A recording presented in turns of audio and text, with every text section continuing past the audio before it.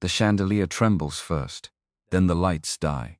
Somewhere in the dark, a woman in a navy suit stops breathing, waiting. Because 30 seconds earlier, this was just another boardroom. Polished mahogany, careful smiles hiding careless lies. Until a man who spent months mopping these floors invisible, forgettable, exactly as planned reaches for something under his jacket that was never part of any job description. A gunshot.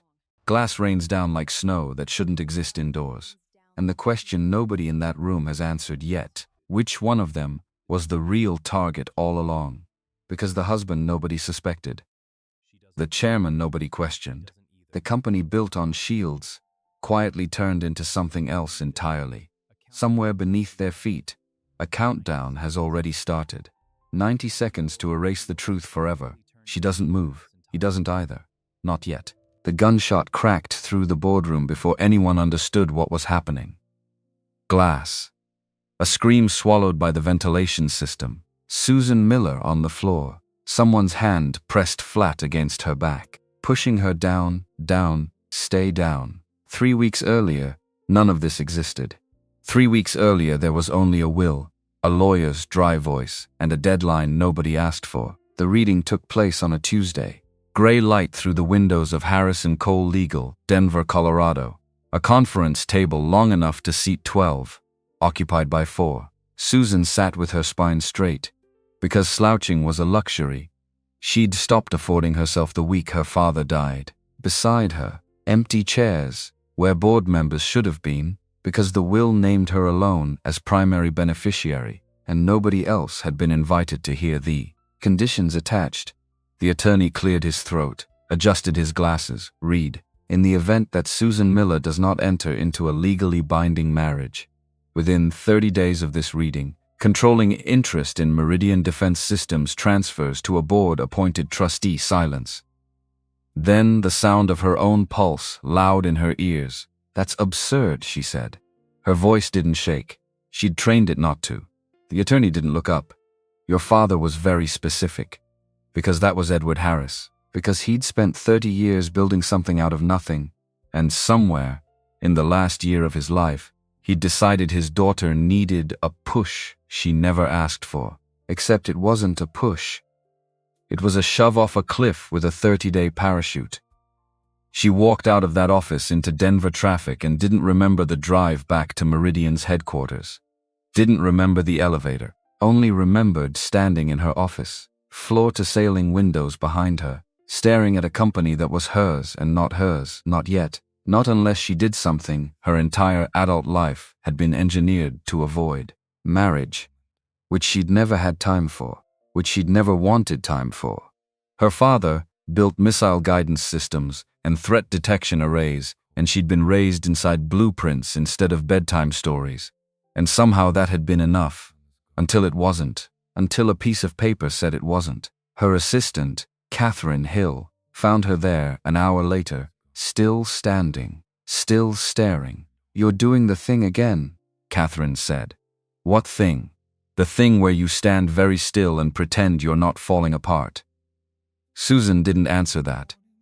She turned instead, pulled her blazer straight, because appearances were armor, and she needed the armor on. Get me candidates, she said. Discreet, controllable, no press exposure. Catherine's eyebrows went up. You're serious? I have 30 days, Catherine.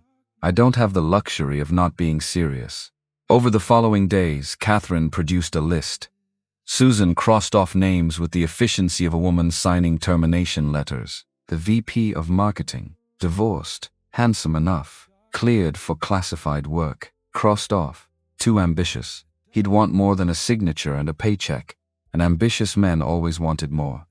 The CFO crossed off, too close to the board, too close to George White specifically, and anything close to George White reported back eventually, one way or another. A defense contractor's son, connected, wealthy, safe on paper, crossed off, because safe on paper had a way of becoming complicated in practice, and complicated was the last thing she needed. 7 names. 7 rejections. By the 7th evening, sitting alone in her penthouse with a glass of wine she hadn't touched, Susan Miller understood something she didn't want to understand. There was no controllable stranger waiting to solve her problem. There was only her, and a clock, and a company that had been her father's whole life, slipping through her fingers because of one sentence in a document he wrote. Before he died, she left the penthouse that night without telling anyone. Drove 40 minutes to a part of Denver where nobody recognized Meridian's Ice Queen, because out there she wasn't the Ice Queen. Out there she was just a woman in jeans at a bar that smelled like spilled beer and cigarettes. Nobody was supposed to be smoking indoors. She ordered whiskey, then another. The bartender didn't ask questions, which was exactly what she needed. 2 stools down, a man sat with his own glass, untouched, for the most part, like he was using it as a prop rather than a drink. Quiet. Broad shoulders under a plain gray t-shirt. A thin scar along his jaw that caught the low light every time he turned his head. She noticed him the way you notice something out of place. Not loud, not trying to be noticed, which somehow made him impossible not to notice. Their eyes met once. He didn't smile. Didn't look away either. An hour and 2 more whiskeys later, a man at the end of the bar decided Susan's silence was an invitation. Got too close. Put a hand where hands didn't belong. She stiffened, opened her mouth to say something sharp.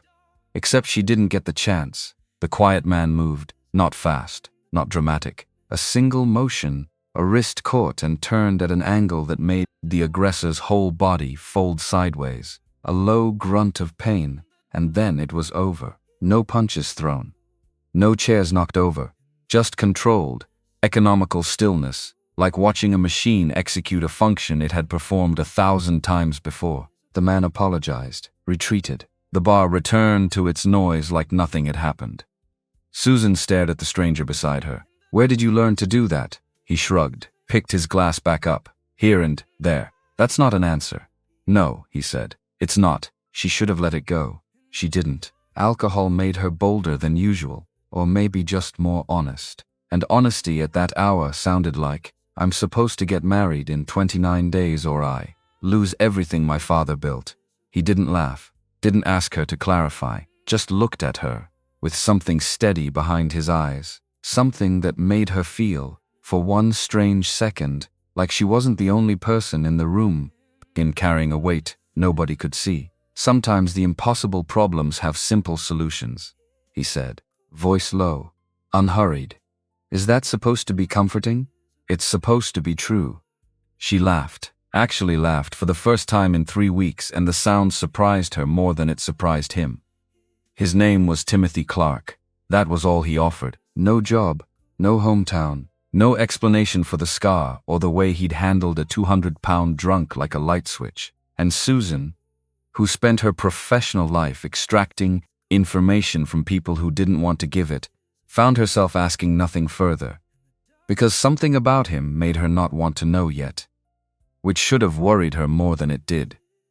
The night blurred after that. Confessions poured out of her that she hadn't planned to give. About her father, about the will, about 30 days ticking down like a countdown to a detonation she couldn't stop. He listened without interrupting, without offering advice she hadn't asked for, and somewhere between the 4th drink and the moment she asked him to come back to her.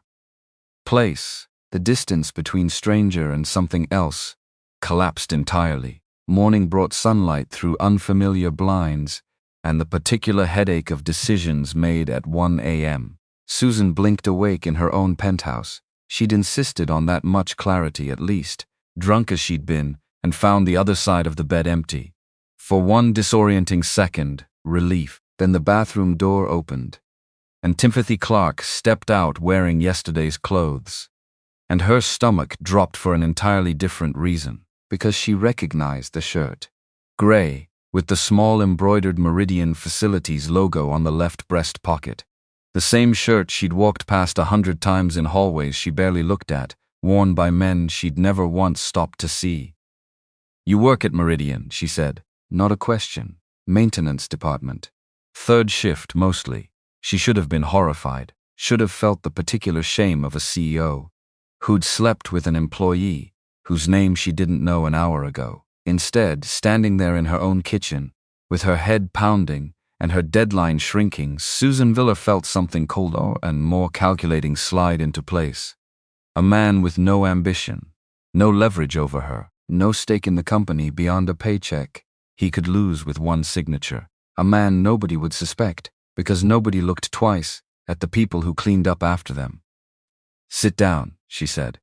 He did, unhurried, watching her the way he'd watched the bar the night before, like he was already 3 moves ahead of whatever came next. "I have a proposal," she said. 1 year.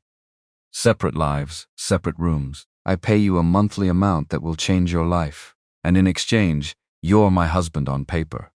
Nothing more.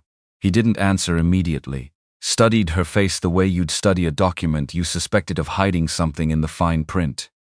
"Why me?" "Because you're not connected to anyone who matters. Because you don't want anything from me beyond money. And because," she paused, "you don't ask questions you don't need answered." Something flickered behind his eyes, gone before she could name it. "I'll do it," he said. "One condition. No background check beyond what the company already ran to hire me." She frowned. "That's unusual. Everyone's got things they'd rather leave behind." She should have pushed. Some instinct, buried under exhaustion and whiskey, and the ticking clock, told her to push, to ask what exactly a maintenance worker had, to hide that a standard employment screening wouldn't have caught. Instead, she filed the thought away quietly, carefully, the way she filed away everything that didn't fit, and told herself she'd deal with it later, once the more immediate crisis was solved. Later, she would understand that later was a luxury she never actually had. They married 3 days after that, at the county courthouse. No guests, no photographer, no white dress with any real meaning behind it. Timothy wore a borrowed suit that fit him, like it had been tailored for someone slightly smaller, though he stood in it with a straightness that made the ill fit almost invisible. Susan wore something simple, deliberately unremarkable, because the last thing she needed was for this transaction to look like a wedding. They signed. A clerk stamped a document. Somewhere across the street, a man with a long-lens camera photographed the exchange without either of them noticing, then typed a message into an encrypted app and hit send. "Target has entered a new arrangement. Recommends surveillance adjustment." Neither Susan nor Timothy saw the message. Neither would have understood yet what it meant, that somewhere beyond the courthouse steps, a set of eyes had been watching Meridian Defense Systems for longer than either of them knew. And Susan's impulsive marriage had just become a variable nobody had planned for. The board meeting where she announced it went exactly as badly as she'd expected, and worse in one specific way she hadn't. She stood at the head of the table, Timothy beside her in his one good suit, and watched the room process the information in real time. Relief on most faces, relief that the inheritance clause was satisfied, that Meridian's leadership wouldn't be handed to a trustee committee that answered to nobody's vision but its own caution. Skepticism on a few others, quickly swallowed, because questioning the new CEO's judgment this early in her tenure wasn't a smart career move. And then there was George White, board chairman, her father's oldest friend, or so she'd been told her entire life, a man who'd sat at her family's dinner table more times than she could count, who'd taught her to sail on Grand Lake the summer she turned 16. He crossed the room with a smile that didn't reach his eyes and extended a hand to Timothy. "Quite the whirlwind romance," he said.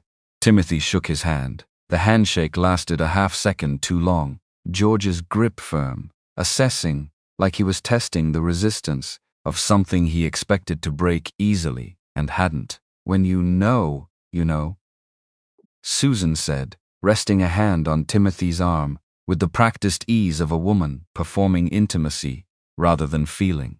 George's eyes moved to Timothy's face and stayed there. "Have you served?" he asked. Casual. Too casual. A pause. Not long, long enough. "Some time ago," Timothy said. "Nothing worth talking about." George's smile widened, but something behind it had shifted, sharpened, like a man who'd just heard a wrong note in a familiar song and couldn't yet place which one. "Modest," he said. "I respect that." He turned back to Susan before either of them could say anything else. "Your father would be proud, I think." whatever form it took. The compliment sat wrong in her chest for the rest of the meeting, and she couldn't have said exactly why. They moved Timothy into her penthouse that week, mostly for appearances. Mostly because a husband who lived elsewhere would raise more questions than one living down the hall. Susan established the rules early, the way she established rules for everything. Separate bedrooms, minimal contact, no opinions on her work, no involvement in her schedule, no expectation of anything resembling a real marriage beyond what strangers could observe from a distance. Timothy agreed to all of it without argument, which, in hindsight, should have told her something. He kept working nights at Meridian, despite her suggestion more of an order, if she was honest, that he take paid leave instead. "I prefer to earn my keep," he told her, and she read it as pride, the stubborn dignity of a man unused to being handed things he hadn't worked for. She didn't yet understand that he needed those night shifts, needed the badge access, the empty hallways, the hours when the building belonged to nobody but security cameras, and the occasional insomniac executive. Needed a reason to be inside Meridian's walls after dark that nobody would think twice about. The first weeks established a rhythm built almost entirely on avoidance. She rose at 5 for a fitness routine that had more to do with control than health, left for 14-hour days at the office, before the sun fully cleared the mountains. He worked nights, moved through the building while she slept, and their paths crossed only in the gray hours of early morning. Brief and wordless, except the wordlessness didn't stay clean. She came home one evening earlier than planned, a cancelled meeting, an unexpected gap in a schedule that never had gaps, and found chamomile tea waiting on the kitchen counter. Still, faintly warm, the exact brand she bought, and never told anyone she bought, because insomnia wasn't something she advertised. She stood in the doorway, staring at the mug for a full minute before she moved. The following week, she opened her office refrigerator during a stretch of 16-hour days and found meals she hadn't ordered, packed in containers she didn't recognize, labeled in handwriting she was starting to recognize far too easily. Nutritious, portioned, exactly what she needed and never asked for. "Did you do this?" she asked him that night, holding up an empty container like evidence in a trial neither of them had agreed to hold. "You skip meals when you're stressed," he said. "Not a question, a fact stated the way you'd state a fact about weather." "How would you know that?" "I pay attention." Which should have felt invasive. Instead, it felt like something else entirely. Something she didn't have a name for yet, and wasn't ready to go looking for one. She caught him one night doing push-ups in the living room. The kind with a rigid, mechanical precision that had nothing to do with vanity and everything to do with muscle memory, built somewhere far more disciplined than a gym. He stopped the moment he saw her, rose to his feet in one fluid motion that looked less like standing and more like snapping to attention. "Staying fit helps me work better," he said, before she'd asked. She let it go, filed it away instead, next to the tea, next to the meals, next to the handshake that lasted a half-second too long, and the question George White had asked with too much precision behind its casualness. And then, weeks later, she saw the mark. He'd reached up to adjust a curtain rod, sleeve riding up just enough, and there, on the inside of his forearm, a small tattoo she'd never noticed before. Faded, deliberately unobtrusive. The kind of thing designed to be missed unless you were looking directly at it. A shape she didn't recognize. Something geometric, almost like a compass rose folded in on itself. He caught her looking. Pulled the sleeve back down without comment. She didn't ask, and he didn't offer, and the silence between them stretched thin enough that she could almost hear it, because that was the pattern now. Small things accumulating like sediment.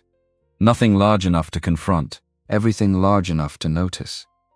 Their first real conflict came at a dinner she hosted for potential military clients. 3 generals and a defense procurement officer whose approval could make or break Meridian's next fiscal year. She'd planned to keep Timothy in the background, introduce him, briefly, as her husband and nothing more. A prop for the evening's narrative. Except halfway through the appetizers, her carefully rehearsed small talk began to fray. One of the generals asked a pointed technical question about threat detection latency that Susan, as exhausted and distracted, fumbled badly enough that the silence afterward felt like a held breath. Timothy stepped in.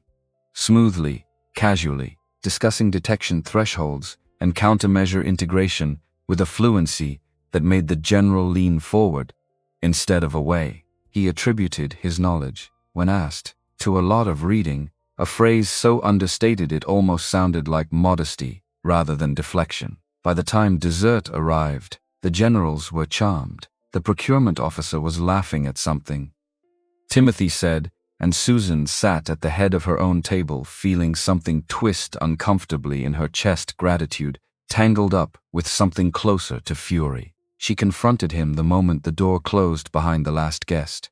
"You had no right to do that." "Do what?" "Save the dinner?" "Overstep.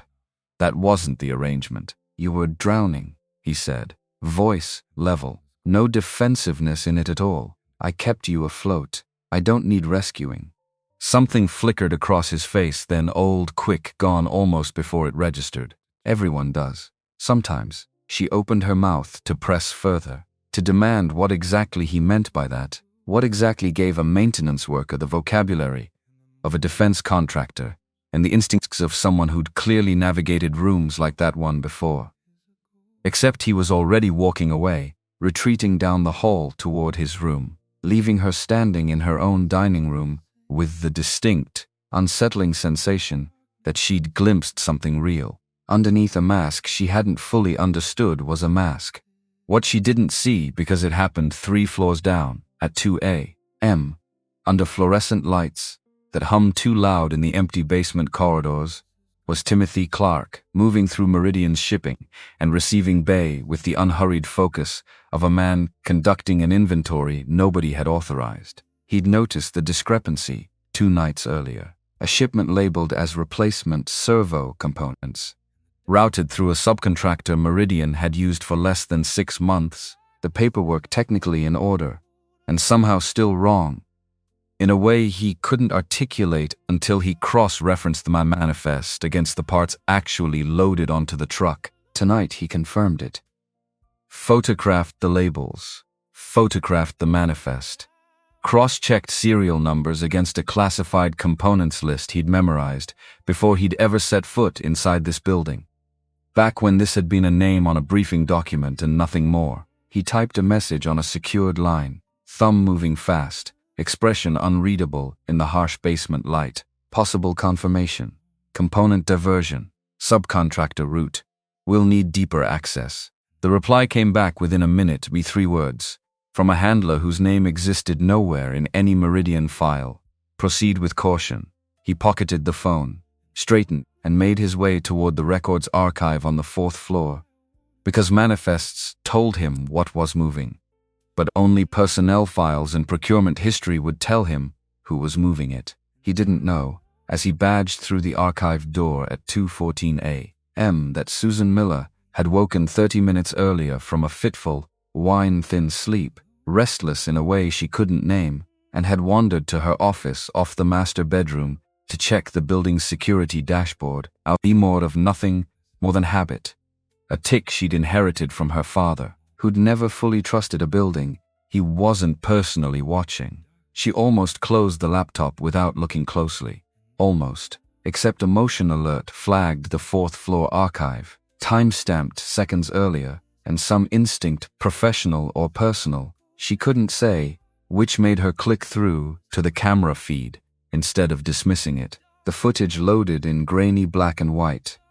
A figure moving through rows of filing cabinets with the kind of economy of motion that came from either extensive familiarity or extensive training.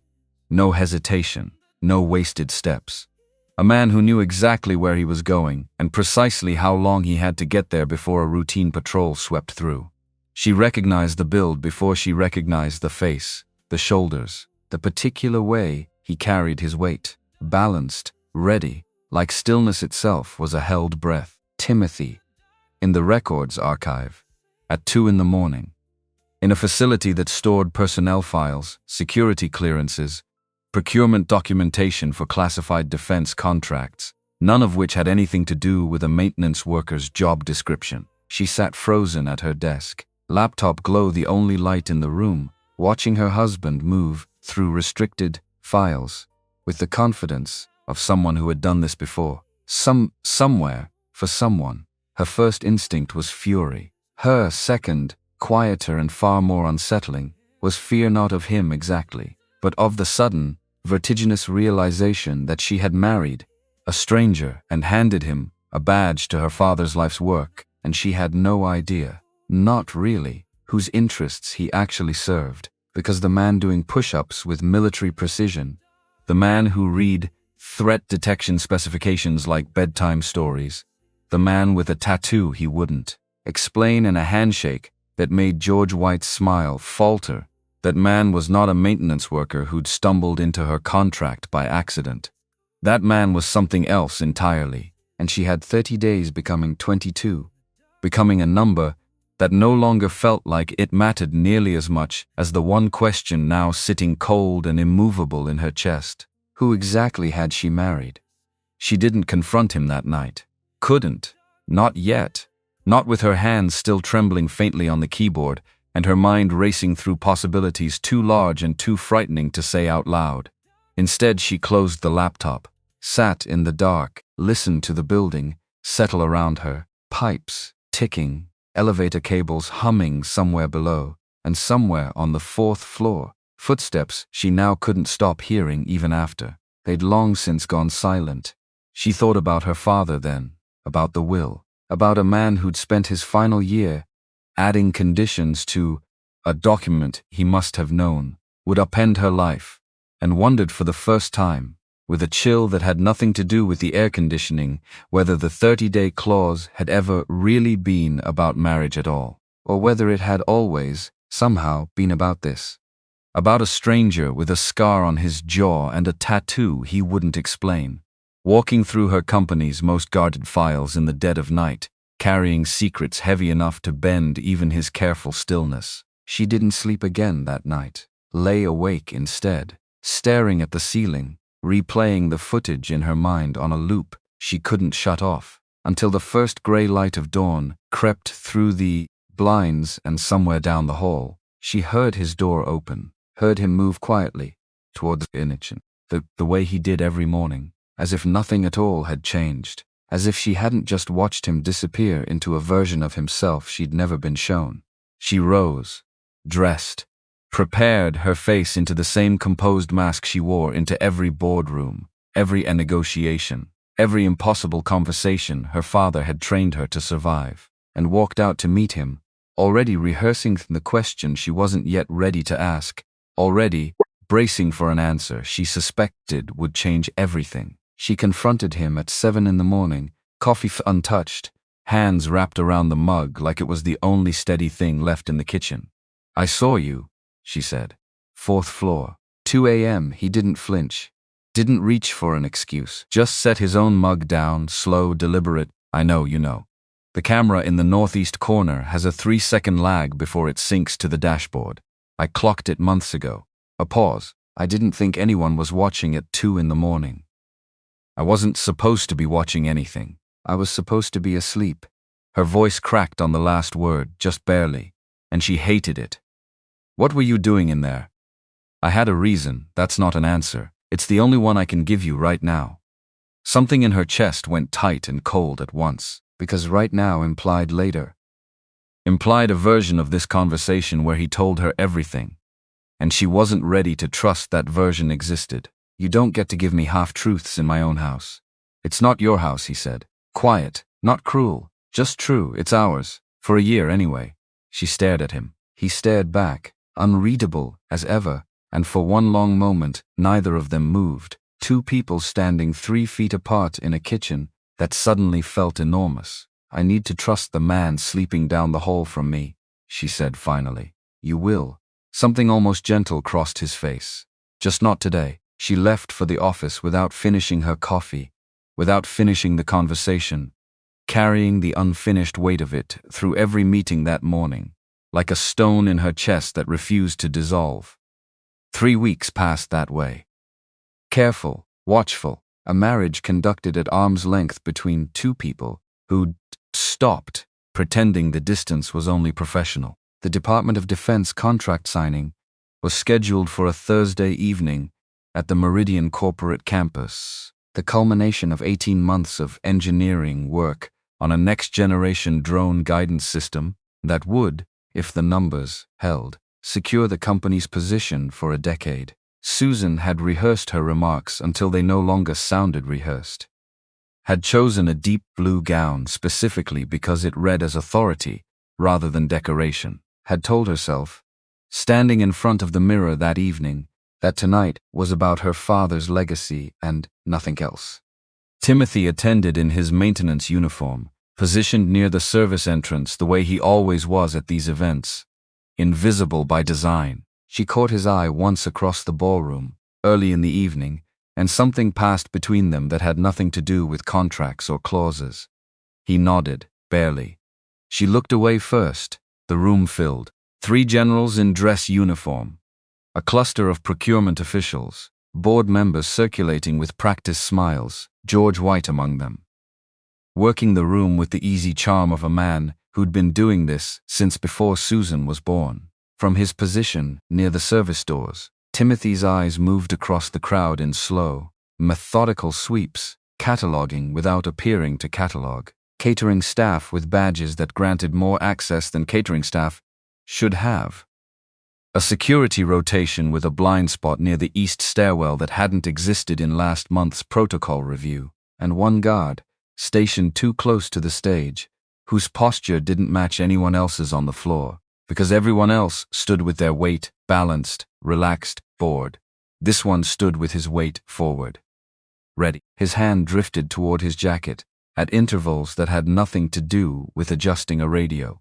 Timothy's pulse didn't spike. It never did. What spiked instead was attention, narrowing, sharpening, the particular clarity that used to arrive right before extraction teams breached a compound. Susan took the podium, began her remarks. Something about her father's vision, about protection over profit, about shields rather than swords, words she'd written herself, words that mattered to her more than the contract did. The guard shifted his weight, took 1 step closer to the stage. Timothy moved before conscious thought caught up to instinct. He crossed the floor at a pace calculated to look unhurried and cover ground fast, cutting between a cluster of caterers and a table of untouched champagne flutes. Eyes locked on the guard's hand as it slid inside his jacket. The weapon cleared the fabric half a second before Timothy reached him. He didn't go for the gun, went for the arm instead, redirecting the barrel upward and sideways in one motion that used the shooter's own momentum against him, the discharge cracking into the ceiling instead of into Susan's chest. Plaster rained down. Screaming erupted around them, chairs scraping, 100 people diving for cover at once. The bullet that should have found Susan grazed Timothy's forearm instead, a hot line of pain he registered and set aside in the same breath, because the fight wasn't over, because the man in front of him was already recovering, already trying to bring the weapon back around. Timothy finished it in under 4 seconds. A strike to the wrist that dropped the gun, a knee that folded the man's legs beneath him. A hold applied with exactly enough pressure to render him unconscious, and not 1 ounce more. The whole sequence so economical it looked almost gentle from a distance. If you didn't know what you were watching, which nobody in that ballroom did, except Susan, she stood frozen at the podium, heart hammering, staring at her husband, her contract husband, her convenient, controllable, allegedly unambitious husband, as he rose from a subdued assassin with the same unbothered stillness he brought to loading a dishwasher. Security flooded the stage seconds later. In the chaos, in the screaming, and the barked orders, and the general collapse of a black tie event into something closer to a crime scene, Timothy slipped through a service door and vanished, just like that, gone, leaving Susan standing alone in front of 200 witnesses, a dead microphone, and a question she had no framework for answering. Where is your husband, and how did he do that? She lied through the police interview that followed. Told them she didn't know the man who'd intervened.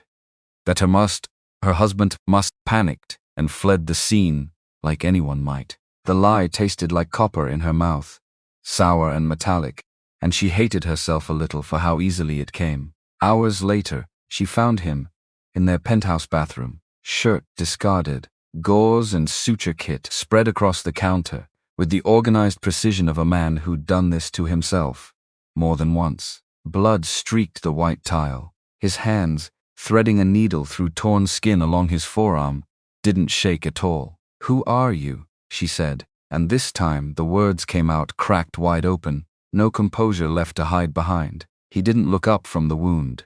"Someone who's had some security training. Don't." Her voice rose sharp, adrenaline still burning through her system. "Don't do that.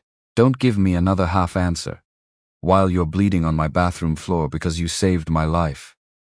And for the first time since the courthouse, she watched him make a decision to give her something real. "My name is Timothy Clark," he said. "That part's true. What's not true is the maintenance job. I gathered that much. I was Task Force Obsidian, Special Operations, Joint Command, the kind of work that doesn't show up on any personnel file you could pull."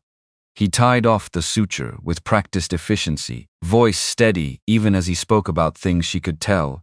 Cost him something to say out loud. "I left the service 2 years ago. Or I thought I did. Thought you did. Nobody really leaves." A pause, waited. "They just wait until they need you again." She sank onto the edge of the bathtub, legs suddenly unwilling to hold her upright. "And someone needed you here. At my company, your father contacted my former commanding officer 6 weeks before he died. Said he suspected something inside Meridian. Sabotage? Maybe worse. He didn't know who to trust on the board, so he went outside the company entirely." Timothy's jaw tightened. "I was sent in to find out what he already suspected." The floor seemed to tilt beneath her. "My father knew. Your father was trying to protect you before he even understood what he was protecting you from." She sat with that for a long moment, the bathroom fluorescence humming overhead, blood drying on white tile. Her husband soldier, stranger, something she didn't have a word for, yet watching her absorb a truth that rearranged everything she thought she knew about the last 3 months of her life. "You've been lying to me since the day we met," she said finally. "Not an accusation, just a fact laid bare, not lying." His eyes didn't waver, "just not sharing everything. There's a difference. Not to me, there isn't. There should be." His voice dropped lower. "The truth would have gotten you killed faster than the lie did." She wanted to argue with that. Couldn't. Because somewhere underneath the anger, underneath the violation of discovering, her husband had a hidden architecture she'd been living beside without knowing. There was a colder recognition settling into place. He'd just put himself between her and a bullet. Whatever else he was, whatever else he'd hidden, that part hadn't been a lie. Her phone buzzed against the counter before she could say anything else. An alert from Meridian's IT security desk. Flagged urgent, timestamped 4 minutes ago. Active breach detected. Server core, building C. Multiple unauthorized access attempts. She read it twice, looked up at Timothy, who was already pulling a clean shirt over the fresh bandage on his arm, expression sharpening into something focused and grim. "They know you're compromised," he said. "Whoever's behind tonight, they know their asset failed. And now they're racing to erase what they don't want found before we go looking for it. You need someone who understands what you're about to find." He grabbed his jacket. "And right now, that's me. Whether you trust me or not." She hated that he was right. Hated more that some part of her, the part that had watched him disarm an assassin in under 4 seconds, the part that remembered chamomile tea appearing exactly when she needed it, already did. They drove to Meridian in silence, adrenaline replacing conversation, and arrived to a building lit up like an emergency. IT staff clustered around monitors, security escorting confused night shift employees out of restricted zones. The breach had originated from an internal terminal. Someone explained. Badge credentials that traced back to a maintenance account that had been dormant for months. Susan's stomach dropped before she even asked the obvious question. Whose account? The answer, when it came, made the room tilt again. Not Timothy's. A different dormant account, one belonging to a contractor who'd left the company 8 months ago, credentials that should have been revoked and clearly hadn't been. Someone had kept a back door open. Someone with the authority to make sure IT never noticed the oversight. Timothy worked alongside the security team through the rest of the night, and Susan watched, disbelief mounting with every passing hour, as her husband demonstrated a fluency with encrypted network architecture that no maintenance technician should have possessed. He traced the intrusion's path through 3 separate proxy servers, identified the exfiltration attempt before it completed, and cut it off, with 6 minutes to spare. 6 minutes that, he explained afterward, probably saved the classified schematics for the drone guidance system from ending up somewhere far outside Meridian's walls. "Where did you learn to do that?" she asked. "Somewhere around 4 in the morning. Both of them slumped in chairs in the empty command center, coffee gone cold in paper cups between them. "Same place I learned the rest of it." He rubbed his eyes. "You spend enough years tracking people who don't want to be tracked. You learn how the tracking works from both sides." "That's not an answer either." "No, a ghost of something almost like a smile. But you're getting used to those." By dawn, they'd narrowed the intrusion to a source inside Meridian's own network, someone with legitimate high-level access, using the dormant contractor account as cover, routing the breach through channels designed to look external when they weren't. Susan stared at the data trail on the monitor in front of her, exhaustion and adrenaline mixing into something that felt almost like clarity. This wasn't some outside threat, she said. This was someone who already had the keys. "Someone on your board," Timothy said. Not a question. She thought of George White's lingering handshake, of his too casual question at the boardroom announcement. "Have you served?" asked, with a precision that had nothing to do with small talk, of 30 years of dinner-table familiarity that suddenly felt less like friendship and more like reconnaissance. "George," she said, and the name tasted like betrayal even before she had proof to back it up. Timothy didn't confirm or deny it. People like that don't work alone. If he's compromised, others are too. This is bigger than one man skimming off the top. How do you know? "Because I've seen the pattern before." His voice went distant for a moment, somewhere far from the command center, somewhere she couldn't follow. Different country, different players, same architecture. Someone inside sells access, someone outside buys results, and the people caught in the middle never see it coming until it's already cost them something they can't get back. She wanted to ask what country, wanted to ask what he'd lost, because the way he said it carried weight that had nothing to do with theory. Instead, she let the silence sit, because some doors, she was learning, opened only when he was ready to open them, and pushing just made him retreat further behind the ones that remained closed. They spent the following week building a case in the margins of their real lives. Susan maintaining her public schedule with a composure that felt increasingly like performance. Timothy shifting from maintenance uniform to something closer to security consultant, a change the board accepted with surprising ease given the circumstances of the shooting. At night, they converted a neglected storage room on the campus's 3rd floor into something resembling a command center. Whiteboards covered in timelines, servers humming quietly in the corner, coffee cups multiplying by the hour. Susan learned to read Timothy's silences the way she read balance sheets, learned which pauses meant he was thinking, and which meant he was deciding how much to say. He learned things about her too, that she chewed the end of her pen when frustrated, unconsciously, a habit she'd have denied having if asked. That she worked best at 11 at night, when the exhaustion burned away everything except focus. That underneath the Ice Queen reputation was a woman who'd built every wall in her life, brick by brick, alone, because nobody had ever given her a reason to believe walls were optional. "You don't have to do all of this by yourself," he told her one night, close to midnight, both of them hunched over a printout of financial records that refused to make sense. "I've never had a choice. You have one now." She looked up at him then, really looked, and something in his expression made her chest tighten in a way that had nothing to do with fear. "Is that an offer?"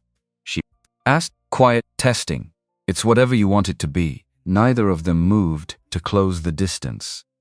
Not that night. But something had shifted, some tectonic plate settling into a new position, and both of them felt it even if neither said so out loud. The breakthrough came 4 days later. Buried in a set of financial records, Timothy had extracted from Meridian's archived server backups, the same backups he'd accessed illicitly weeks earlier, in the incident that had first fractured Susan's trust in him. Now that same intrusion was paying dividends neither of them had anticipated. Offshore accounts. 3 of them, routed through shell companies with names generic enough to avoid scrutiny, receiving payments timed with unsettling precision against a pattern.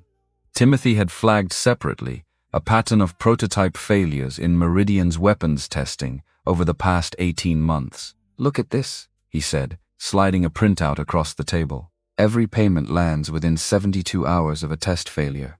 Every single time."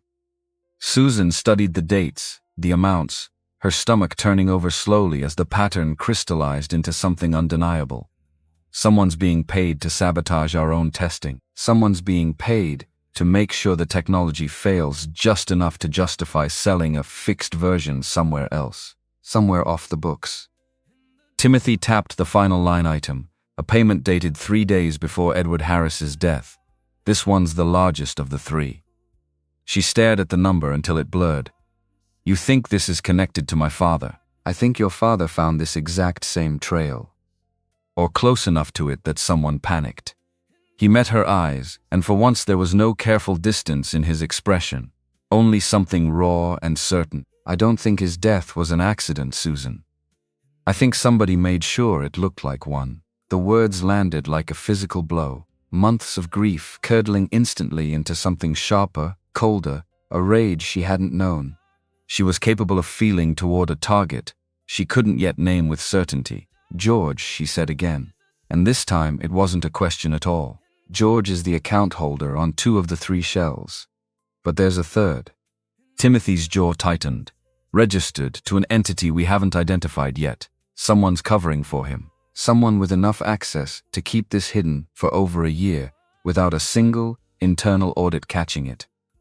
Which meant George White wasn't working alone, which meant somewhere inside Meridian's own security apparatus, someone else had been complicit, or worse, orchestrating, and Susan realized with a sick lurch that she had no way of knowing who else in her own company might already know exactly what she and Timothy had just uncovered. The attack came 2 nights later, and in hindsight, Susan understood it had never really been a question of if, only when. They'd gone back to the 3rd floor command center after hours, working late on cross-referencing the shell accounts against personnel access logs, when Timothy went suddenly, completely still, head tilting fractionally toward the door. "Something's wrong," he said, voice dropped to almost nothing.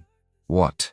The hallway sensor should have picked up motion by now. "Night cleaning crew comes through at 11:15 every night. It's 11:40. He was already moving, sweeping the whiteboards blank, shoving the laptop and hard drives into a duffel bag with the speed of someone who'd rehearsed exactly this scenario 100 times before. "We need to go now. Timothy." "Now, Susan."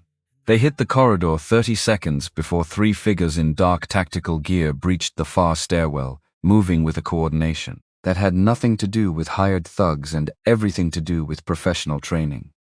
Timothy pulled her sideways into a maintenance corridor she hadn't known existed, hand firm on her arm, voice low and clipped. "Stay 3 steps behind me. Move when I move. Freeze when I signal." Don't ask why. She didn't ask why. Her heart was slamming against her ribs hard enough that speech felt impossible anyway. The corridor narrowed, pipes and conduits crowding the walls, emergency lighting casting everything in dim red. Footsteps behind them, closing. Timothy's hand shot up the signal and she froze against the wall as he peered around the next corner, then pulled back just as fast. "One's ahead of us," he breathed, "cutting us off," which meant they weren't chasing. They were herding. Timothy's expression didn't change, but something in his stance shifted, weight settling low and ready, and Susan understood, with a clarity that terrified her, that whatever happened in the next 60 seconds, He had already decided how it would end. The first attacker rounded the corner with a blade, already drawn. Timothy met him without hesitation, redirecting the strike with his forearm, using the man's own forward momentum to spin him into the wall, disarming him and dropping him into unconsciousness with a chokehold applied and released in under 5 seconds. A sequence so fast Susan barely processed it. Before it was, the second came from behind them, and this one had a gun. Timothy shoved Susan hard into an alcove, out of the direct line, and in the half-second before the shot fired, he was already calculating. She could see it happening behind his eyes. The way he angled his own body, the way he judged the echo of the attacker's footsteps against the corridor's dimensions, to estimate exact position, without ever fully exposing himself to sight. The gunshot cracked deafening in the enclosed space. Missed. Timothy's return shot didn't. Silence afterward, ringing and absolute, broken only by Susan's own ragged breathing and the distant sound of the third attacker retreating, footsteps fading fast up the stairwell, abandoning the engagement entirely rather than risk what had just happened to his partners. Timothy crossed to her in 3 strides, hands on her shoulders, checking her over with quick, methodical urgency. "Are you hit, Susan? Are you hit?" "No." Her voice came out unsteady, breath still catching. "No, I'm fine." He exhaled, and for one unguarded second, something in his face cracked open completely, fear, raw and real, the kind that had nothing to do with tactical calculation, and everything to do with how close he'd just come to losing her. "We need to move," he said, voice roughening. "This location's burned. I have somewhere else." The somewhere else turned out to be a modest house, 40 minutes outside the city, unremarkable from the road, stocked inside with equipment that told Susan everything about the kind of life Timothy had actually been living before he became her convenient, controllable husband. Secure communications, a small armory, medical supplies organized with clinical precision, cash stacked and banded in a floor safe she suspected he'd installed himself. "You built all this," she said, standing in the doorway, taking in the meticulous preparation of a man who'd apparently expected exactly this scenario long before it happened. "You don't survive the work I did by hoping for the best." He set the duffel bag down, exhaustion finally showing at the edges of his composure. "Your father reached out to my old commanding officer. That got me assigned to Meridian. What I didn't tell you is that he asked for me specifically." She turned to face him fully. "Why you?" "Years ago, before any of this, my unit tracked a shipment of stolen defense components across 3 states. Your father's company had built the original hardware. He worked with us on recovery, indirectly through channels that don't exist on paper." Timothy's eyes held hers, steady despite everything. He remembered my name. When he got suspicious about Meridian, he asked for the one person he'd already trusted once. "And marrying me." Her voice caught. "Was that part of some plan too?" "No." The answer came immediate, unguarded, more honest than anything he'd told her yet. "That wasn't planned. That wasn't anything close to planned." She studied his face, in the low light of the safe house, searching for the calculation she'd learned to expect and finding, for once, none. "For me either," she admitted quiet. "None of this was supposed to be real." "Which part isn't real right now?" The question hung between them, waited, and neither of them moved to answer it with words. The distance closed instead in silence, and when he kissed her, it carried none of the careful restraint either of them had maintained for months, only the raw aftermath of adrenaline and fear, and something that had been building since a dive bar 40 miles from anywhere either of them belonged. Afterward, in the quiet dark of an unfamiliar bedroom, Timothy talked more than he had in the entire time she'd known him. Not classified details, not names or operations, just the weight of it, years spent doing work that left him unable to sleep in ordinary rooms, unable to sit with his back to a door, unable to trust silence because silence, in his old life, usually meant something was about to go wrong. "I haven't trusted anyone fully since my parents died," Susan told him, voice barely above a whisper. "Not even my father. Toward the end, he was keeping things from me too. I just didn't know how much until 3 weeks ago. Trust is dangerous in my world, Timothy said, fingers tracing an idle line along her shoulder. But it's also the only thing that's ever kept me alive. The next attack came through the network, not through the door. A fresh intrusion. Attempt on Meridian's prototype database. At 6 the following database detected at 6 the following morning, jolting them both out of whatever fragile peace they'd found overnight and back into the machinery of the investigation.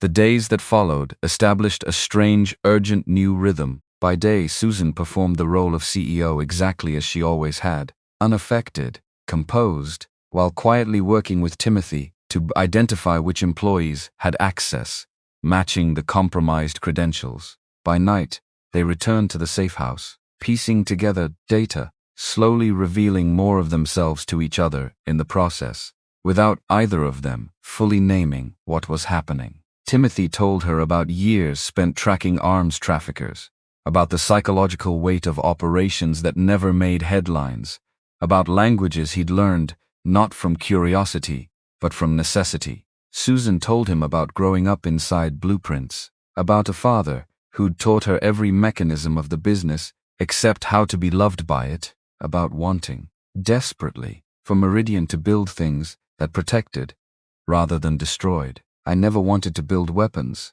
she confessed one night, staring at a ceiling. Neither of them could see clearly in the dark. I wanted defense systems.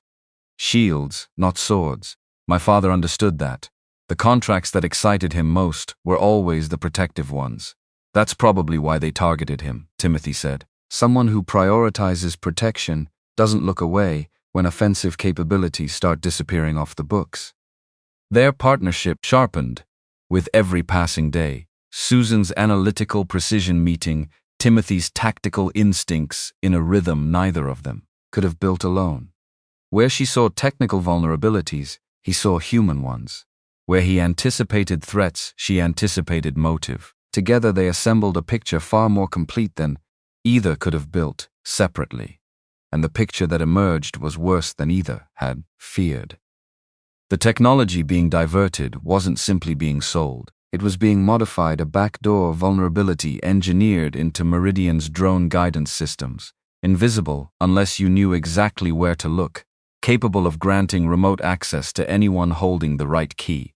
Not theft for profit alone. Something closer to sabotage with a price tag attached. This isn't corporate greed, Timothy said, staring at the schematics they'd finally cracked open, voice grim in the lamplight. This is a national security problem, wearing a corporate greed costume. Susan felt the floor shift beneath her all over again. The scale of what they'd uncovered, dwarfing everything she'd assumed about a scheme that had started, in her mind, as one man's betrayal. Why wouldn't my father go straight to federal authorities? Because he didn't know how far up it went. If the conspiracy reached high enough, official channels could already be compromised. Timothy's jaw tightened. A quiet outside asset was his only safe option. That's why he called my old commander instead of the FBI. The timeline they built confirmed it. 2 weeks before his death, Edward Harris had begun accessing server directories he had no ordinary reason to access. The day after, an encrypted call placed to Timothy's former command, requesting help through a channel that left no institutional paper trail. And within days of that call, a hiking trail accident that Susan had never once questioned until 3 weeks ago. Because why would she?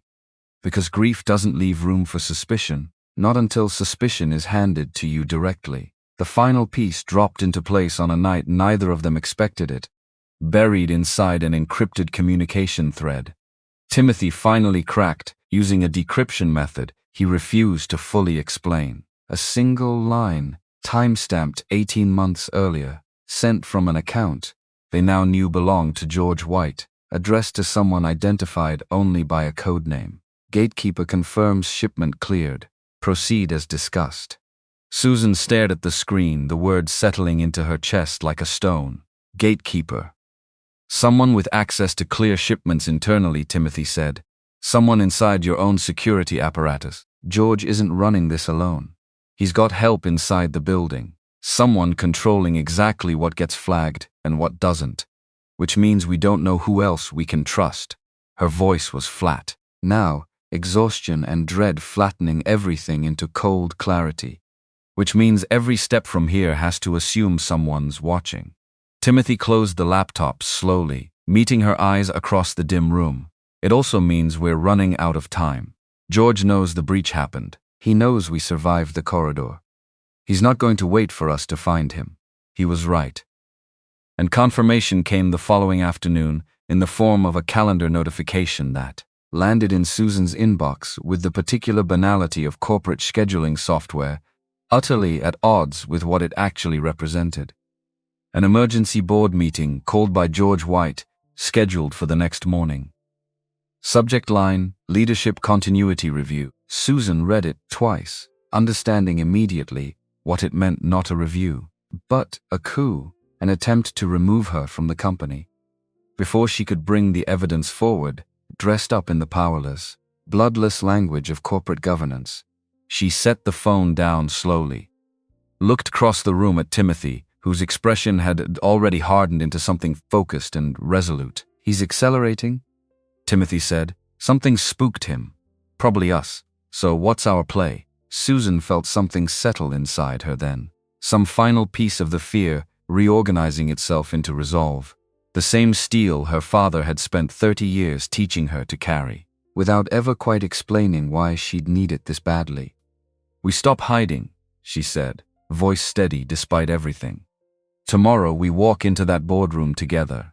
No more sneaking through corridors. No more waiting for him to come to us. Timothy studied her for a long moment, something like pride flickering behind the concern in his eyes. You understand what that means. Once we're in that room, there's no retreating from it. I know exactly what it means. She held his gaze, unflinching. This stopped being about the will a long time ago. This is about my father, and I am done letting the people who took him from me hide behind boardroom doors. Outside, the afternoon light thinned toward evening, and somewhere across the city, inside an office with a view he'd occupied for 30 years, George White was making calls of his own, unaware that the woman he'd underestimated since childhood was no longer the grieving heiress he remembered. She was, by morning, something else entirely, and neither he nor the danger he'd spent months orchestrating had any idea what that would cost him. The morning of the boardroom confrontation arrived gray and cold, Denver's sky pressing low over the glass towers downtown, and Susan Miller dressed with the precision of a woman preparing for something closer to combat than a corporate meeting. She chose the navy suit her father used to call her armor, pinned her hair back tight enough that nothing would soften her face. Because today wasn't about looking approachable. Today was about looking exactly like what she was, the rightful owner of a company someone had tried to steal twice, once through a will and once through a bullet. Timothy waited by the door in a suit that fit properly this time, tailored, the kind of fit that came from someone who understood how to move in fine fabric without letting it slow him down.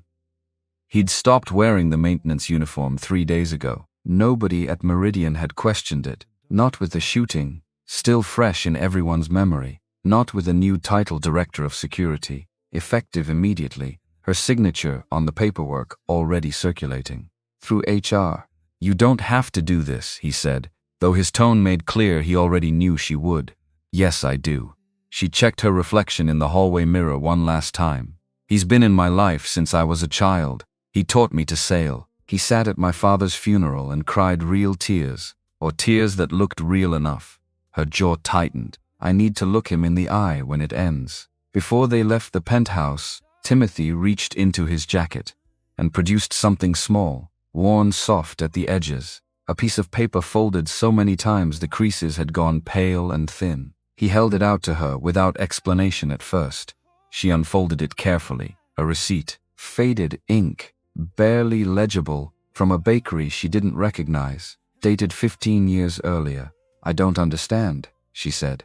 15 years ago, I was 21. Fresh out of basic training, discharged early on a medical review that got overturned 6 months later, and for about 8 weeks in between I didn't have anywhere to be. His voice went quieter than she'd ever heard it. I was sleeping outside a building on Curtis Street. hadn't eaten in 3 days. There was a girl, maybe 20, coming out of a company lobby with a bag lunch, and she stopped, didn't ask questions, just handed me half a sandwich and said everyone deserves to eat. Susan's chest went tight, a memory surfacing from somewhere she hadn't visited in years, an internship the summer before her senior year, her father's building, a stranger on the sidewalk she'd barely thought about since. That was me. That was you. He watched her face carefully. I kept the receipt because it was the only thing in my pocket that day. Kept it through 2 deployments after that. Told myself if I ever made it out, I'd find a way to say thank you. A pause waited with everything neither of them had said yet. I didn't know, when your father's old commander gave me this assignment, that Meridian was your company. Not until the first day, when I saw your name on the building directory. She stared at him, 15 years of coincidence rearranging itself into something that felt less like chance and more like a debt the universe had quietly been keeping. You've known this whole time. I've known since the beginning. His hand found hers. Everything after that, the bar, the marriage, all of it, none of that was part of any plan. But the reason I said yes to coming here in the first place, the reason I didn't walk away the first week when it would have been easier, that started with a sandwich you don't even remember giving me. She didn't have words for what moved through her chest in that moment, something too large and too quiet to name, and so she simply folded the receipt back along its worn creases and pressed it into his palm, closing his fingers around it. Keep it, she said. We're going to need the luck. The boardroom filled slowly. Board members arriving in 2s and 3s, murmured conversations dying. The moment Susan walked in with Timothy, a half step behind her, his presence no longer performative, no longer a prop for appearances. He took a seat near the door instead of beside her, a position with sightlines to every exit, because old instincts didn't retire just because the mission changed shape. George White arrived last, deliberately, the way a man arrives, when he wants a room to already be waiting for him. He wore charcoal gray, expression composed into something between concern and sympathy, the same expression he'd likely practiced in a mirror. Susan, he said, settling into his chair at the head of the table, like he still had the right to it. I want you to know this isn't personal. The board has concerns. Serious ones. I'm sure they do. Her voice didn't waver. Go ahead. He opened a folder, slid printed pages across the table, emails, financial transfers, a narrative built with just enough truth stitched between fabrications to make the whole thing plausible if you didn't know better. These communications suggest you've been sharing classified specifications with parties outside Meridian's approved contractor list. George's tone stayed gentle, almost regretful. Given recent security incidents, the board has to consider whether current leadership represents a continuing risk. Several board members shifted in their seats, exchanging glances that told Susan some of them had already been primed for this conversation. Softened up in private, calls she hadn't been part of. These are serious accusations, George. She kept her voice level, though something hot and furious burned steady beneath it. Fortunately, I have a different narrative, backed by considerably more evidence. She nodded to Timothy. He rose, connected a drive to the display at the front of the room, and the screen filled with the offshore account records they'd spent weeks assembling payments, time stamps. The pattern matched precisely against Meridian's own testing failures. These accounts are registered under shell entities, with George White listed as beneficial owner, Timothy said, voice flat, professional, betraying none of the tension coiled through the room. Every payment lands within 72 hours of a sabotaged prototype test. 18 months of pattern, consistent enough that any forensic accountant would flag it in under an hour. George's composure flickered, just barely, a muscle tightening along his jaw. This is absurd. You're deflecting from your own wife's misconduct with fabricated. Your father began investigating you 2 weeks before he died. Susan cut in and the room went very still. We have his private server logs. We have the message he recorded before the accident that killed him. We have your encrypted correspondence with someone you called Gatekeeper.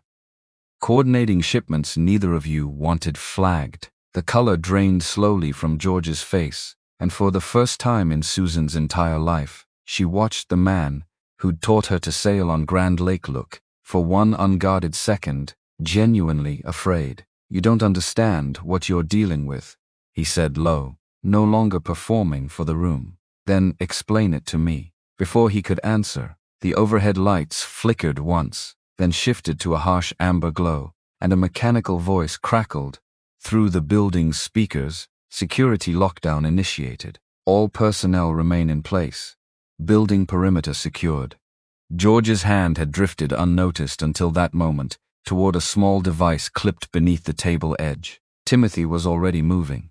That's not a security protocol, that's him. Because the real security lockdown required 3 separate authorization codes, and George White, as board chairman, held exactly one of them enough, apparently, to have quietly arranged for the other 2 months in advance, embedded in a system nobody had thought to audit. The boardroom doors sealed with a heavy mechanical thunk, and beyond the glass walls, Susan watched Meridian's open floor plan descend into confusion, employees stopping mid-stride as security gates dropped across every stairwell and elevator bank simultaneously. "He's isolating the building," Timothy said, already scanning the room for alternate routes. Tactical calculation, replacing every trace of the careful stillness he usually wore. "This isn't containment.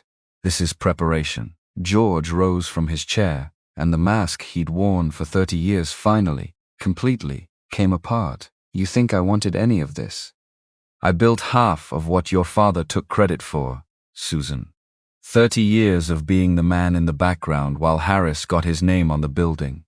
There's more money in selling to every side that'll pay than there ever was in loyalty to one flag." "That's not a defense," Susan said, voice shaking now, not with fear, but with something closer to grief for the version of him she'd believed in as a child. "That's a confession. Call it whatever helps you sleep." George's hand moved fast toward his jacket, and this time, Timothy was already crossing the room, already between Susan and the threat, before the weapon fully cleared fabric. "Everyone down," Timothy said, voice cutting through the room like a blade, and the board scattered from the table, chairs crashing, bodies hitting the floor, as the first shot cracked into the ceiling tiles above them. The confrontation that followed moved fast enough that Susan's memory of it would later come back only in fragments. Timothy closing the distance in 2 strides, disarming George with a strike that sent the weapon skidding across the polished floor, the 2 men grappling briefly, before Timothy's training won out, and George crashed backward into the wall, breath knocked from his lungs.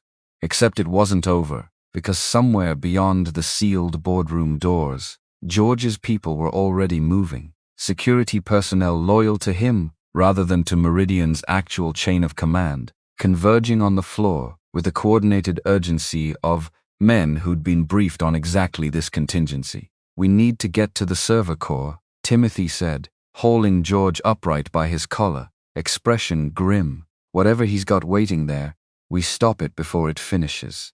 "You'll never make it," George rasped, blood at the corner of his mouth from where he'd struck the wall.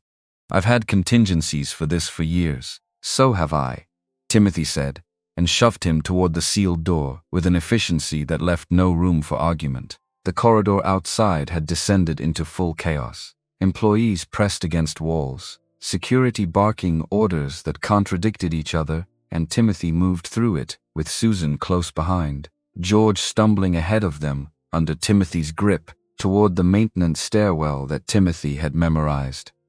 Down to the inch during 3 months of night shifts, nobody had thought to question. They descended 2 flights before the first of George's security team found them. A broad-shouldered man Susan recognized vaguely from executive floor patrols, weapon already raised, which was the moment Susan understood, with sudden and complete clarity, what the phrase gatekeeper had actually meant all along. Because the man blocking their path wasn't hired, muscle brought in for the occasion. He was Meridian's own director of internal security, badge still clipped to his belt, a man who'd sat in briefings with Susan a dozen times, nodded along to her father's protocols, and quietly kept the back door open the entire time. "Marcus," George gasped, still winded. "Finish this." The man Marcus hesitated for exactly 1 second, weapon wavering between Timothy and Susan, calculating odds Susan could see him running behind his eyes. Timothy didn't give him a second one. He drove George forward as a shield and closed the distance simultaneously, using the narrow stairwell's geometry to his advantage, and in the compressed violence of the next several seconds, Marcus found himself disarmed, restrained, and zip-tied to the stairwell railing before he'd fully processed that the engagement was already over. "You had access logs for 8 months, Timothy said, voice cold, crouched briefly at Marcus's level. "You cleared shipments you knew were compromised. You let a man die because it was profitable." Marcus said nothing, jaw clenched, eyes sliding away from both of them, and Timothy rose, without waiting for a confession that wasn't coming. They pushed on toward the server core, George stumbling between them, now more captive than co-conspirator, the fight visibly draining out of him with every step deeper into the building's foundation. The server room hummed with the particular white noise of 1,000 cooling fans, rows of black towers stretching into the dim, climate-controlled dark, and at the far end, a single terminal glowing with an active session. Someone had left running. George's session, left open, Susan realized with a lurch, because he'd planned to return here the moment the boardroom confrontation went in his favor, to finish whatever he'd started before anyone could stop him. "What's this?" Susan demanded, crossing to the terminal, scanning lines of code she only partially understood. Timothy read over her shoulder, and his expression hardened into something she hadn't seen from him before. Not anger. Something closer to dread. "It's a wipe sequence. 90 seconds and it erases every server in this room. Every log, every record, every piece of evidence we've spent weeks building. Can you stop it, maybe?" His fingers were already moving across the keyboard. "Not from here. There's a secondary command required. Physical authorization from the security panel across the room," which meant someone needed to cross an open server room while George, disarmed but not entirely broken, watched for any opening at all. Susan didn't wait for Timothy to volunteer or to stop her. She moved first, sprinting across the room toward the panel, and George, desperate, cornered, with nothing left to lose, lunged for the weapon. Timothy had kicked aside earlier during the stairwell struggle. "Susan." Timothy's voice cracked with something raw, fear finally breaking all the way through his careful control, and he threw himself between her and George's outstretched hand a half-second before the shot fired. The bullet caught him in the shoulder. He staggered, momentum carrying him into a server rack, and Susan's whole world narrowed to the sound of his body hitting metal and the sight of blood already spreading dark across his white shirt. Because there was no time to process it. Because the wipe sequence was still counting down. Because George was scrambling to his feet again, weapon still in hand, and Susan understood in that instant that she had exactly one chance to end this before it ended all three of them. She didn't reach for the security panel. She reached instead for a fire extinguisher mounted beside the door and swung it in a single desperate arc that connected with George's temple. Before he could bring the weapon fully around, he dropped, didn't move. The countdown on the terminal read 11 seconds. Susan's hands shook violently as she reached the security panel, fumbling the physical key Timothy had described, some part of her brain screaming that 11 seconds wasn't enough, that she was about to lose everything her father built, along with the man bleeding out 6 feet away from her. Except Timothy, even wounded, even bleeding, was already dragging himself upright, one hand pressed hard against his shoulder, the other pointing at a sequence of buttons on the panel she hadn't noticed. Red, then blue, then hold the switch. Her fingers moved on instinct, following his rasped instructions, with 3 seconds left on the clock, and the countdown froze at 1, the terminal screen flashing a single word.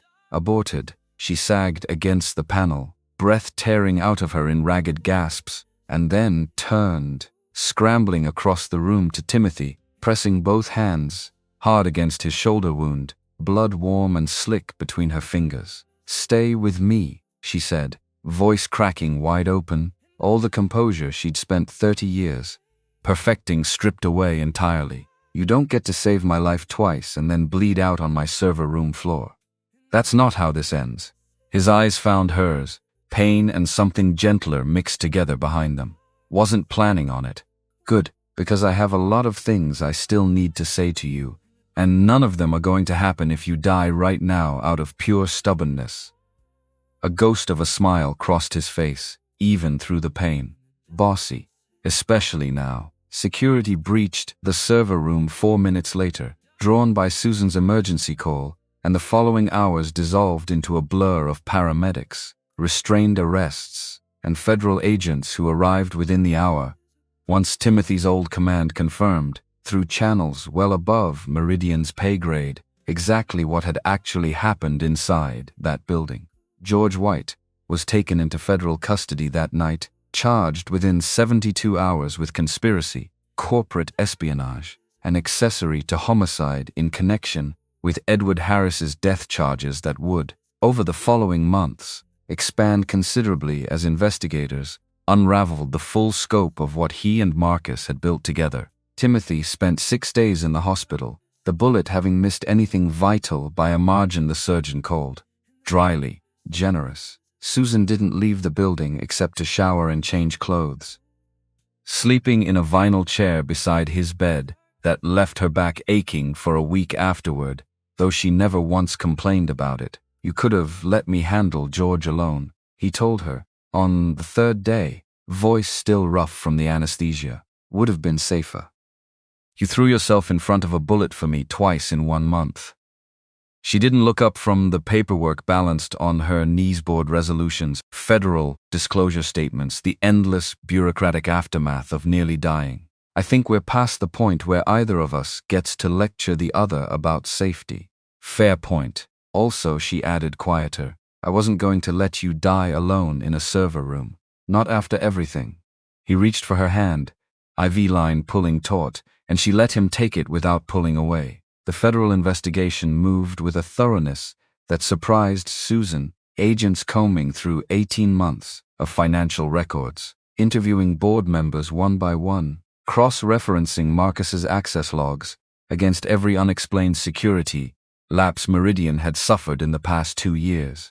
Timothy testified twice, his former commanding officer, appearing separately to confirm the legitimacy of his assignment, sparing him from any question of unauthorized action against a private company's systems. George's trial, when it came 8 months later, drew national coverage. The story of a defense contractor's betrayed board chairman, running for days across cable news segments that reduced 18 months of careful investigation into 90-second clips. Susan testified for 2 full days, calm and precise, laying out the evidence with the same discipline she brought to any boardroom presentation, refusing to let the cameras see anything except the composure her father had spent her whole life teaching her to hold. The jury deliberated for 6 hours.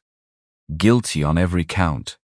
George received a sentence that would keep him behind federal walls for the remainder of his natural life, and Susan sat through the reading of it without a single visible reaction, though something inside her chest finally, quietly, exhaled for the first time in almost a year. Marcus, cooperating in exchange for a reduced sentence, provided testimony that closed the final gaps in the case, confirming what Timothy had suspected from the beginning, that the technology diverted through Meridian hadn't simply been stolen for profit, but modified specifically to grant remote access to anyone holding the right credentials, a vulnerability that could have compromised American defense systems on a scale nobody in that boardroom had fully grasped until federal cybersecurity experts laid it out in exhaustive, chilling detail. Susan appeared before a congressional subcommittee 3 months after the trial concluded, called to testify on defense contractor security protocols in the wake of what analysts were already calling one of the more significant internal breaches in the industry's recent history. She spoke without notes, describing not just the technical failures but the human ones the ease with which loyalty could be purchased, the danger of boards that valued discretion over transparency, the cost, measured now in her father's life, of assuming trust rather than verifying it. She proposed a framework that afternoon, developed over long nights with Timothy and Meridian's engineering team, requiring multi-layer authentication for any weapons system. Before deployment, a safeguard designed specifically to prevent the kind of single-point corruption that had nearly compromised an entire generation of guidance technology. The subcommittee chair, impressed despite himself, asked what she planned to call it. The Harris Protocol, she said without hesitation, after my father. He believed in building things that protect people. I intend to make sure that's what this company does from here forward, with enough oversight that no one person can ever quietly turn a shield into something else. The framework passed into industry recommendation within the year, adopted first by Meridian, and gradually by competitors who found themselves, in the wake of the scandal, under considerably more scrutiny than they'd grown accustomed to. Meridian itself underwent a transformation that took most of that year to complete. Susan restructured the board entirely, replacing every member who'd known and said nothing about George's decade of quiet corruption, installing instead a mix of engineers, ethicists, and one retired federal judge whose sole job was asking uncomfortable questions nobody else wanted to ask. Contracts continued, missile guidance systems and threat detection arrays and secure communications. But oversight now ran through channels no single person could quietly override again. Timothy recovered fully by the 5th month, the scar on his shoulder, joining the others, scattered across a body that told, in fragments, the story of a life Susan was only now beginning to fully understand. He accepted the permanent role of Director of Security formally that spring, no longer a cover identity, no longer a secret anyone needed to keep. His former commanding officer flew in for the announcement, a woman with steel-gray hair and a handshake that could crack walnuts, who pulled him aside afterward and told him, in front of Susan, that he'd more than earned whatever peace he found on the other side of this. Retirement suits you, she said, studying him with something close to pride. Never thought I'd see the day. Neither did I. Timothy admitted, don't get too comfortable, a faint smile. The work has a way of finding people like you, even when you're not looking for it. He didn't argue with her, though something in his expression suggested he'd already made peace with that particular truth. Long before she said it out loud, 8 months after the boardroom confrontation, Meridian dedicated a new research wing in Edward Harris's name, funded partly by settlement proceeds recovered from George White's frozen assets, designed specifically for defensive technology development, the shields, not the swords. Susan's father had always preferred building. Susan delivered the keynote address on a bright autumn afternoon.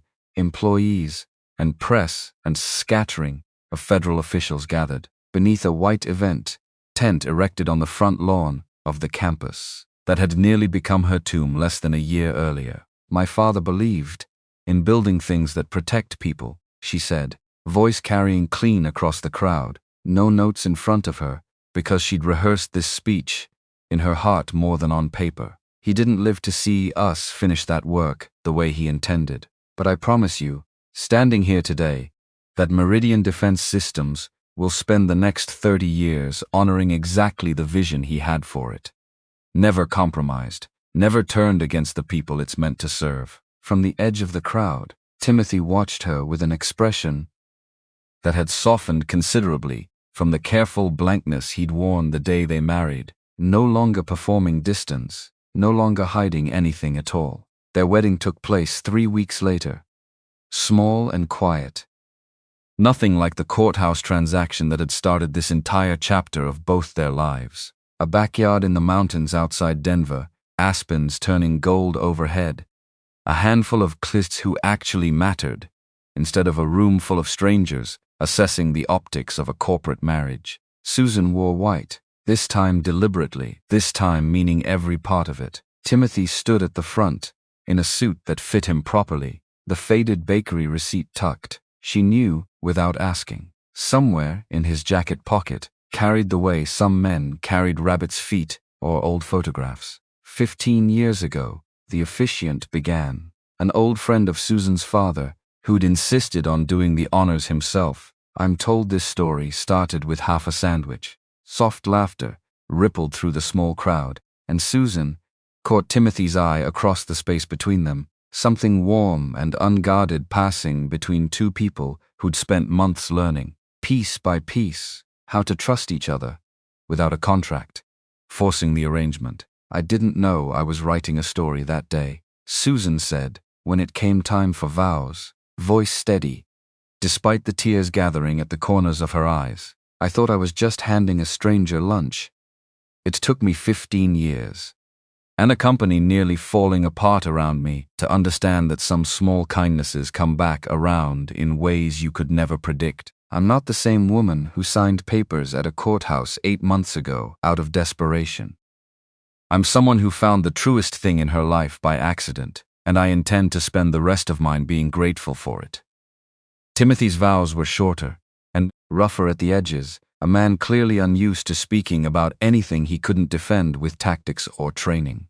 I've spent most of my adult life protecting things I never expected to keep, he said. People, secrets, places I was never supposed to call home. I didn't know, walking into that maintenance job, that I'd end up protecting the one thing I never planned on wanting for myself. Susan, you gave me a reason to stay in this life once, before either of us knew each other's names.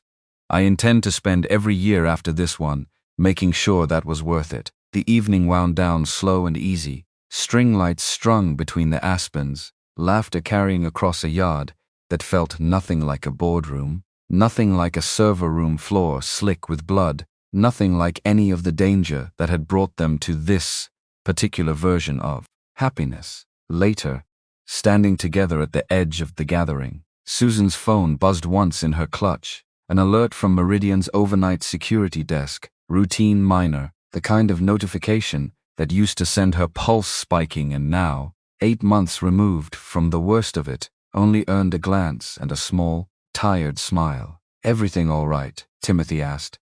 Close enough that she felt the words more than heard them. Everything's fine.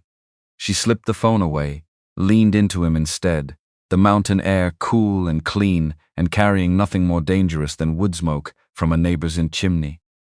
For the first time in a long time, everything's actually fine. He wrapped an arm around her, steady the way he'd always been steady, and together they watched the last of the daylight fade gold behind the peaks. Two people who'd started as strangers negotiating a business arrangement and ended, against every likely outcome, exactly where neither of them had known to look. Because sometimes the people meant to protect us don't announce themselves with uniforms or titles. Sometimes they arrive quietly, mopping floors nobody else notices, carrying debts of gratitude 15 years old, waiting for the moment they're needed most. And sometimes, if you're paying attention, if you're brave enough to look twice at the person everyone else walks past, you find the truest thing in your life, standing right where you least expected to find anything at all.